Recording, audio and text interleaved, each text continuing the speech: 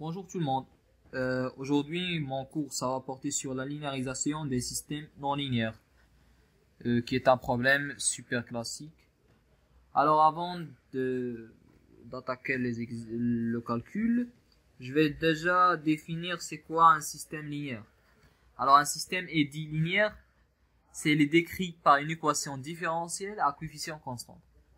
En d'autres termes, si la sortie et l'entrée sont liés par une équation différentielle linéaire, ou bien mathématiquement parlant, si le principe de superposition est valide. Alors, prenons notre système linéaire par exemple. Alors, si on applique des entrées en amont, voilà, une combinaison linéaire d'entrées E1 et 2, alpha E1 plus bêta E2 avec alpha et bêta des réels, on va directement obtenir alpha S1 plus bêta S2 en sortie ou en aval de notre système, avec alpha et bêta, les mêmes alpha et bêta d'entrée. Voilà. Et S1 et S2 sont les sorties obtenues en appliquant E1 et E2 toutes seules.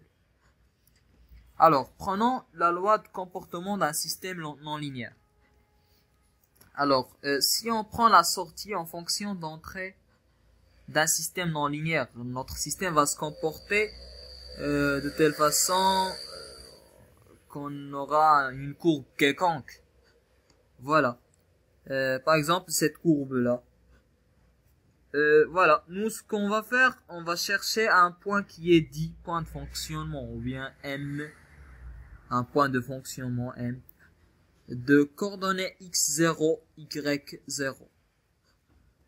Voilà. De telle façon qu'on va faire une supposition que l'ensemble des mesures qu'on va prendre dans l'industrie vont se situer plus ou moins près de ce point-là. Voilà, ce qui mène à estimer ce comportement-là comme étant linéaire. Voilà, comme vous voyez, et ça va suivre la tangente de cette courbe-là en ce point-là, c'est-à-dire en x0. x0, y0. Voilà, l'ensemble de ces hypothèses vont nous mener à écrire le système suivant. Alors, notre x et y vont s'écrire respectivement le x0, voilà, y0, plus une variation de x, une variation de y. Avec delta x et delta y sont des variations minimes de x et y. Voilà. Et puis, voilà, déjà le mot minime, ça sous-entend que delta x est très supérieur à x0 et delta y est très supérieur à y0. Voilà. Et puisqu'on a estimé le comportement comme étant linéaire, alors on aura la relation suivante que delta x, la variation de x minime, ça va être la tangente, comme on a dit que ça suit la tangente, en ce point-là x0 fois delta x. Alors voilà, ça, ce sont nos relations.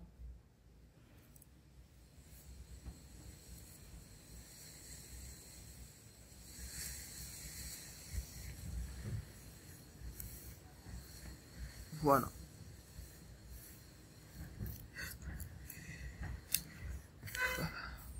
Alors, attaquons maintenant l'exercice. On va faire un exercice d'application. Alors, notre exemple, c'est la régulation de niveau d'un réservoir. Alors, notre exemple va porter sur un réservoir qui se remplit grâce à un débit, ou bien une source qui débite un débit QE. Et voilà, et le fluide va sortir d'une surface de jet d'eau avec un débit QS. Voilà. Alors, l'ensemble de ça, alors voilà, ici on a le H, la hauteur ou bien le niveau d'eau. Et l'ensemble, c'est pour maintenir le niveau d'eau constante, à un niveau qui est constant. Alors avant de se lancer dans les calculs, comme étant le cas pour tous les systèmes industriels, le premier problème c'est de déterminer l'entrée et la sortie du système. Alors pour notre système, l'entrée qui représente la consigne, est bien le débit entrant QE, puisque c'est lui qu'on va contrôler et manipuler la vanne d'entrée pour affecter le niveau d'eau. Et la sortie va être justement H, parce que c'est H qu'on désire maintenir constante. Voilà, allez, on commence. On sait tous que le dV, la variation de volume, en fonction, par élément de temps, est égal le débit entrant moins le débit sortant. Alors, le volume, c'est la hauteur fois la surface. On a ici la surface entrante, c'est grand S. Alors, V, c'est S fois H, avec H variante, et S est constant. Donc, le dV sur dt est égal à S dH sur dt, qui est égal à QE moins QS.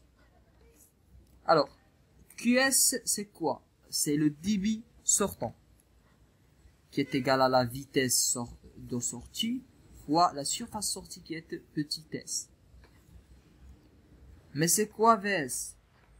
Alors, appliquons le Bernoulli entre un point A de la surface libre d'entrée et un point B de la surface libre de la surface de jet d'eau, avec A et B appartenant à la même ligne de courant. On a PA sur O plus 1 demi VA au carré plus G ZA est égal PB sur O plus 1 demi VB au carré plus G ZB. Voilà, ZB.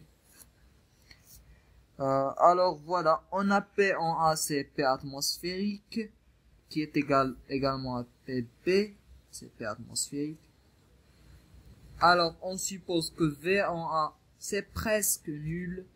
C'est pas tout à fait nul, mais on va l'estimer comme étant nul. Et voilà, en prenant l'axe Z ascendant, on a ZB est égal à 0, ZA est égal à H.